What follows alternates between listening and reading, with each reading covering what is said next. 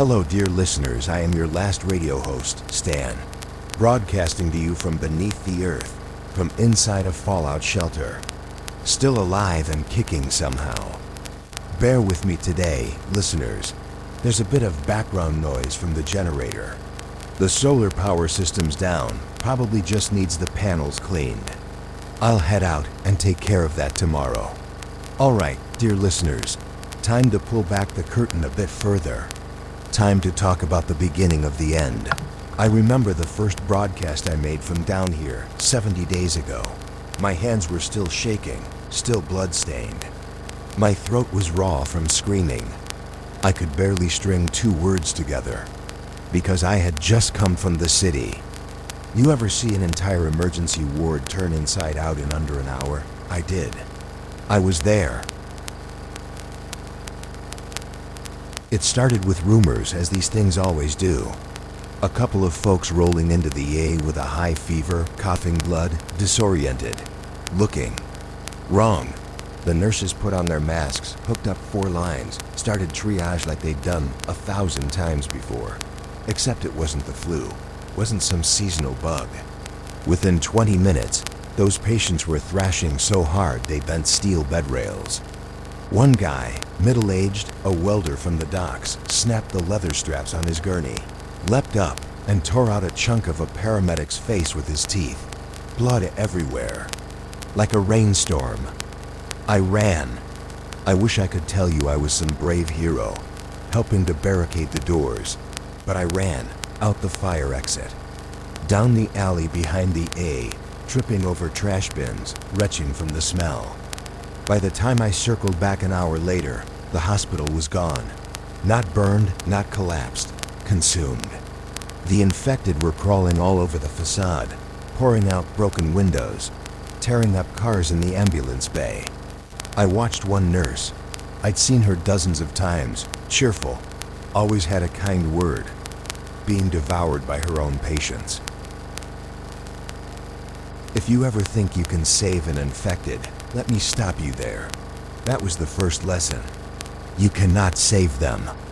The next few days, gods, I still taste the smoke. Downtown burned like a funeral pyre. The fires lit up the night sky so bright, it looked like dawn, except there was no hope behind it.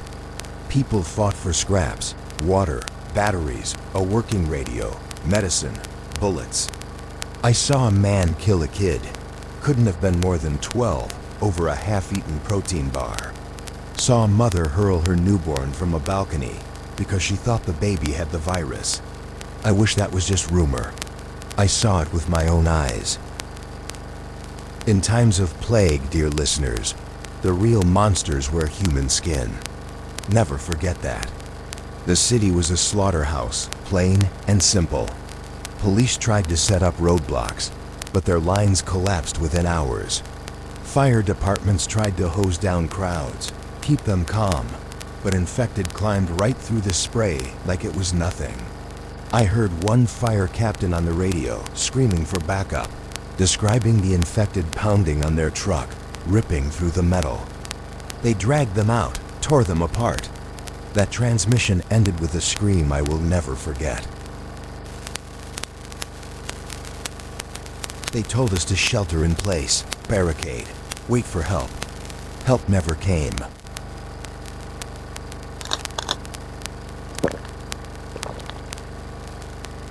You know what did come?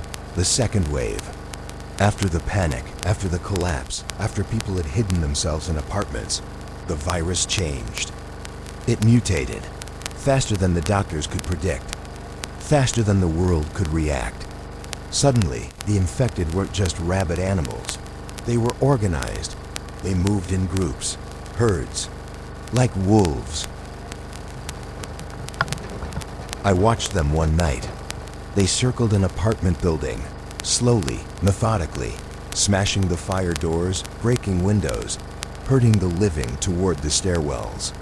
And at the bottom of those stairs, 20 more infected, waiting with their claws and teeth ready. No one made it out. That's when I knew no one was coming to help. No army. No rescue squads. Just us. alone. And that was the day I ran. Ran for this bunker, for these four walls. But there are still stories worth telling.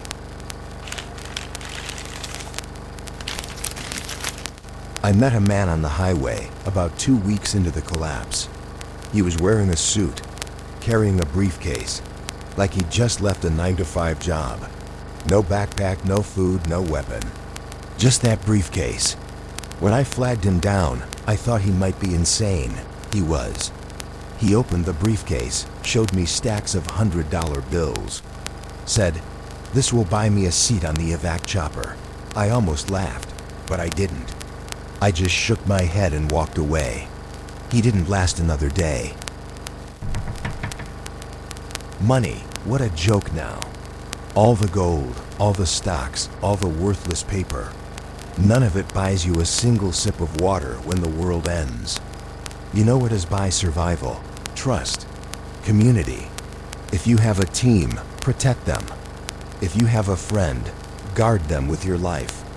If you have a family, never let them out of your sight.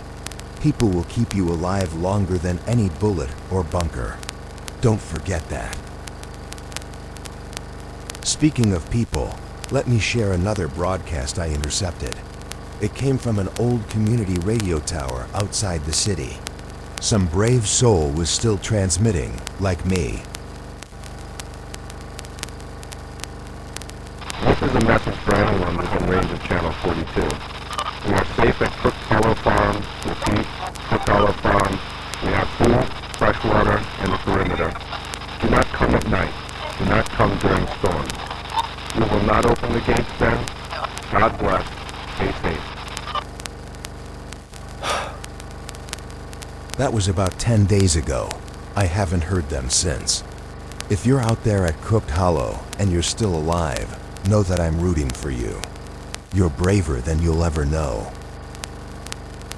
All right, let me shift gears again, dear listeners. I want to talk about the firestorms. When the cities fell, the military thought they could cleanse the infected with fire. Napalm, white phosphorus. Block after block, incinerated. I saw entire neighborhoods turn to glass. Playgrounds melted into lumps of plastic. Cars fused to the roads. Bodies burned so thoroughly they crumbled into bone dust on the wind. And it didn't stop the infection. You cannot burn hunger away. You cannot burn hate away. All they did was make refugees of the living, drive them from one smoldering hellscape to another. That's why I tell you to stay hidden. Let them fight. Let the soldiers and the infected chew each other to pieces. You, dear listener, you endure. There's a story I heard from a woman on Channel 21. She said she was in a refugee convoy. The army promised them food, promised them safety. Then an infected child got through the checkpoint, bit a soldier. Panic spread faster than wildfire. The soldiers shot everyone. Everyone. That's what panic does. That's what fear does. So remember, stay calm, stay quiet, stay smart.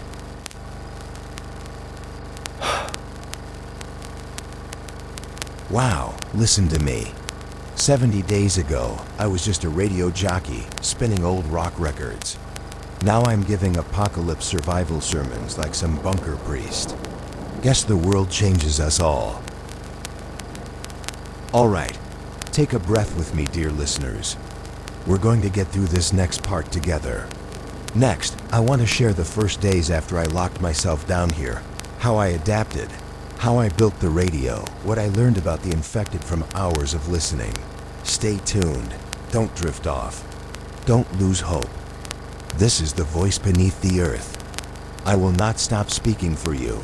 I will not stop remembering for you. I will not stop hoping for you.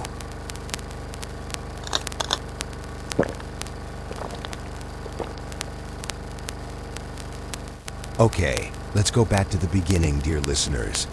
My bunker days. The first nights down here, in the dark, with only a dying flashlight.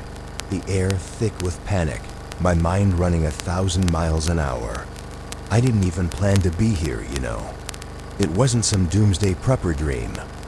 This place used to be an old Cold War relay station, half buried under 20 feet of soil, abandoned, half flooded with mold and rust. I stumbled on it by accident.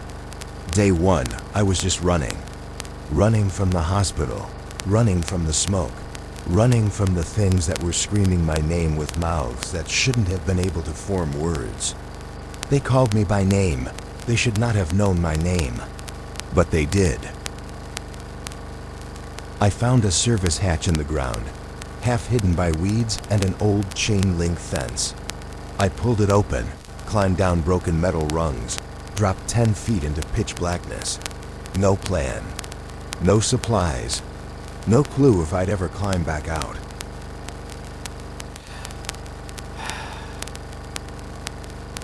That was the beginning.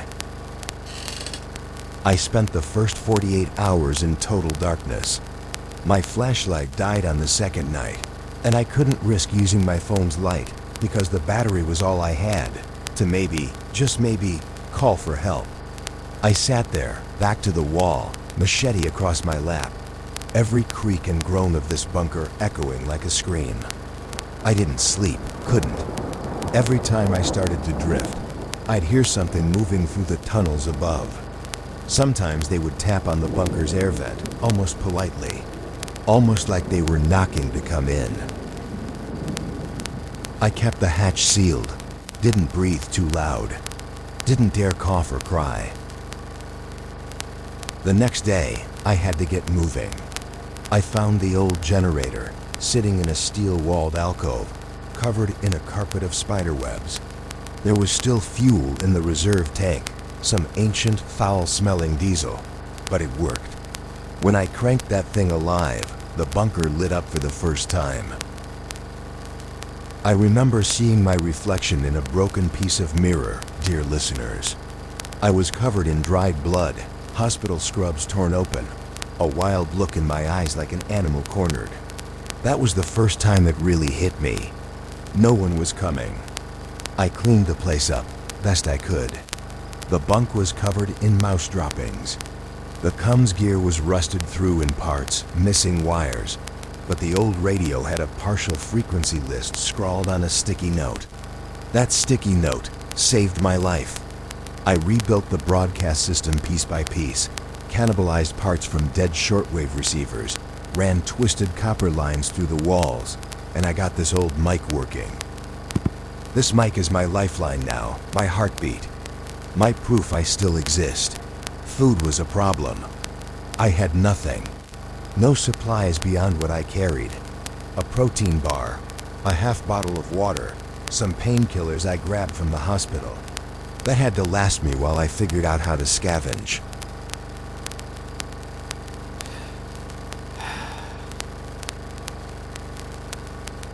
First scavenging mission was a nightmare.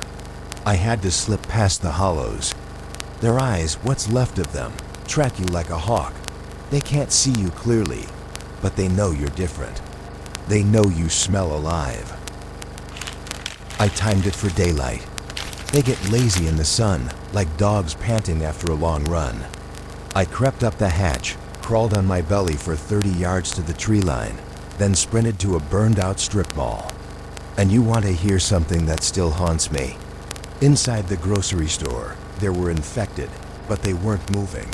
They were sitting at the checkout counters, staring straight ahead, like they were waiting for a cashier to ring them up. I stepped past one, so close I could smell the rot coming off her skin, the way it peeled back from her teeth. She didn't move, didn't even blink, but I made a mistake. I kicked over a soda can. The sound was like a bomb going off. In an instant, every single one of them turned toward me, teeth clicking, necks jerking in unnatural ways. I ran, dropped the basket, didn't even bother trying to grab more than a couple cans of beans. Ran until my lungs burned. That was my first lesson about noise. I've told you before, dear listeners, keep silent. A dropped bottle cap can get you killed. After that, I trained myself, learned to move quiet, taped cloth around my boots so I wouldn't squeak on tile, practiced sliding doors open slow enough they made no sound. You have to think like prey, because you are prey. That first week, I scouted what was left of my neighborhood. It was a ruin. Cars crashed into lampposts, children's toys scattered in the streets, stray dogs tearing into garbage. And the smell, gods, the smell of meat gone bad in the summer sun. That's a scent you'll never forget. Day by day, I mapped it out. Marked which houses were empty, which streets were clear, where the infected seemed to nest. I watched them, like a scientist, like a hunter studying wolves.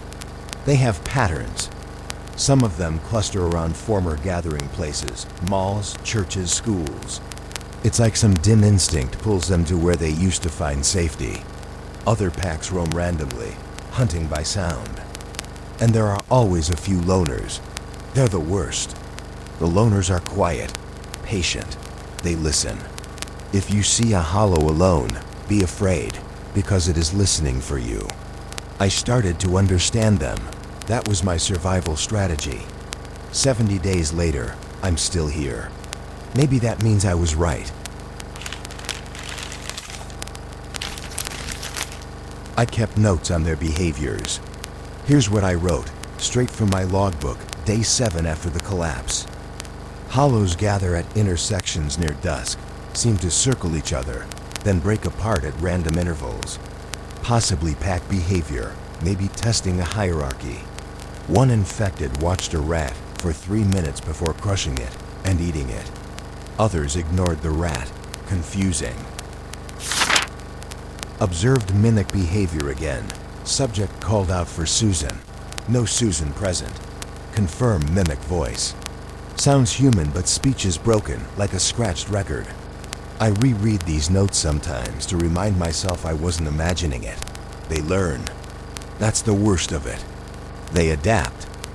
If you think you're safe because you outsmarted them once, think again.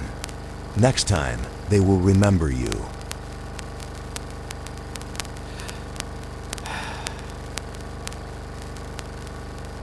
The first month was the hardest. Food running out. Water down to a few stale gallons. No contact. No voices except the echo of my own, talking to myself in the dark. But I got up, kept moving, kept scavenging. I found spare solar panels on the roof of a looted Best Buy. Hauled them back on a cart, wired them into the bunker's old inverters, gave myself a backup power line. That was the day I started to believe I might make it. Solar panels. They're my guardian angels now. If you can get your hands on solar, do it. No grid means no power, and no power means no radios, no lights, no hope. Solar buys you a little piece of civilization back. Little victories, dear listeners. That's how you stay alive. Not giant heroics, little victories. A working water filter.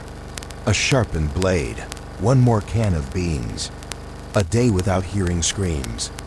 These things are enough. All right, I'm going to switch gears again in a moment. Next, I'll share the earliest radio messages I intercepted, the panicked military calls, the desperate final police broadcasts, the parents trying to reach their kids before the phones went dark. Stay tuned, stay with me. I will never leave you alone in this silence.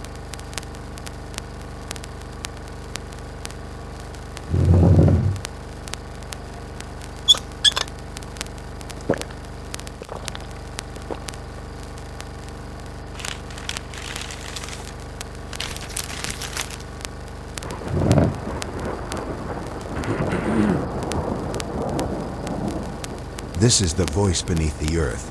I am still here. And I am not done yet. You're still here, dear listeners. So am I. I promised you I'd share the early broadcasts, those frantic voices that burned themselves into my brain. The day the grid collapsed, I scrambled to pull in anything on the dial.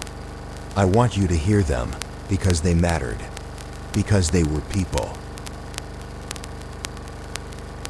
All units, this is command. Perimeter is down at Sector 12. Repeat, Sector 12 is breached. We are requesting fire support to contain breakout. Negative on air support, negative on evac. Prioritize strategic retreat. All civilians to be abandoned. This was a recorded transcript from a military channel. That was the first time I heard the word abandoned come across official radio. It felt like a punch to the chest. Here's another one, a police band, maybe the last of the city patrols. We have a situation at the children's hospital. They're climbing the walls. They're climbing the walls there. They're using each other to boost up. They're tearing the windows open for the love of God. Get us out.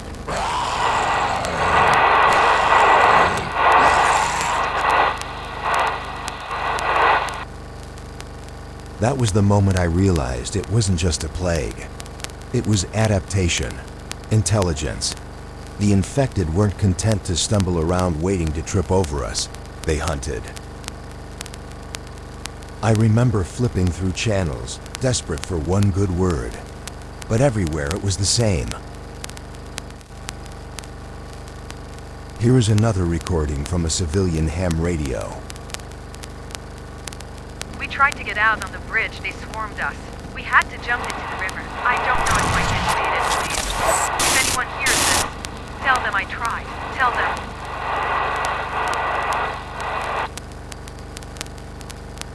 They're pretending to be normal. Pretending to talk. They tricked my neighbor into letting me. Now I'm going. I can hear them downstairs. They're talking in her voice. Let me say this one more time. If you hear a voice that feels wrong, do not open the door. Even if it sounds like your brother, your lover, your mother, do not. They mimic. They steal voices. They do not feel. I know that's brutal. I know it sounds like I'm telling you to stop being human. But these things out there, they are no longer human. I kept listening, hour after hour. Another, a National Guard unit, clearly overwhelmed. This is Charlie Delta Actual. We are being overrun. Repeat, overrun. They're coming through the concertina wire. They're climbing. They're ignoring the gas. Chemical didn't work. I'll say again, chemical did not work. We are pulling back to fallback echo. They tried everything. Bullets, flamethrowers, tear gas. Nothing slowed them for long.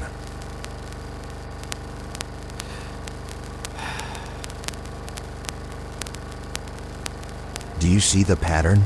They adapt. They learn. We underestimated them. That was our greatest failure. After the first week, I noticed the official channels started to go dark. One by one, the towers fell silent. No more police. No more National Guard. Just ghost signals. Endless loops of stay indoors, barricade, stay calm. As if calm could save you from a pack of hungry monsters. And then there were the strange signals. I picked up coded bursts, digital pulses, encrypted military data, hopping from band to band. I don't have the keys to crack them, but I know what I heard. Words like genetic weapon. Words like adaptive strain. Words like controlled escalation. Controlled escalation.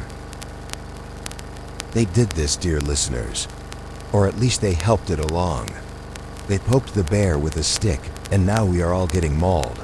If you want to know the truth, here it is. I think the first virus was bad, but containable. But then they started experimenting, lab trials, field trials, trying to cure it, trying to suppress it, maybe even trying to control it. And they made it worse. They made it smarter. The monsters at our door, they're our fault. I'm sorry. That's not easy to hear, but you deserve the truth. After the signals died, the only things left were the pirate stations. People like me. People with old ham rigs, battered CB radios, shortwave scavenged from storage lockers. Desperate souls shouting across the static, hoping someone might answer. One of them, I think his handle was Doc Mercury, was somewhere in Arizona. He tried to organize other survivors into a convoy. He was good, smart. Knew medicine, had field hospital experience. Every night he'd broadcast first aid tips, how to break fevers, how to set a broken arm. Kept dozens of people alive.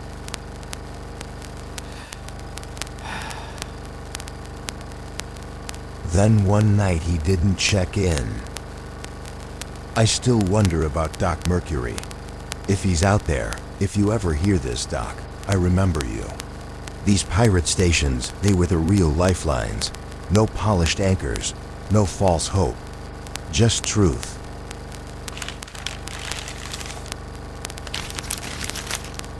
I wrote down one of Doc's last messages, word for word. If you are bitten, it is over. There is no cure. Don't lie to yourself. If you love your family, do not go back to them. Walk away. I'm sorry. There is no cure. No cure, no redemption. Just the brutal honesty of a man trying to save strangers. There were others too. A preacher in Kentucky. A mother in Ontario who read bedtime stories over CB to calm any kids still listening. A trucker somewhere on I-80 who guided convoys of survivors around roadblocks in burning cities. Voices, just voices floating in the void, holding each other up. They mattered. Even if they're gone, they mattered.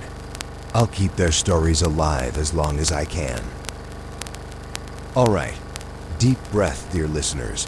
We're still here, still breathing, still human. Next, I want to share what happened on my third week down here, the first time the infected found my hatch. How I fought them off, how I nearly died, and how I learned for sure they were evolving. Stay with me. Don't let the static drown you. This is the voice beneath the earth. 70 days, still standing, and I will keep standing. For you, for all of us.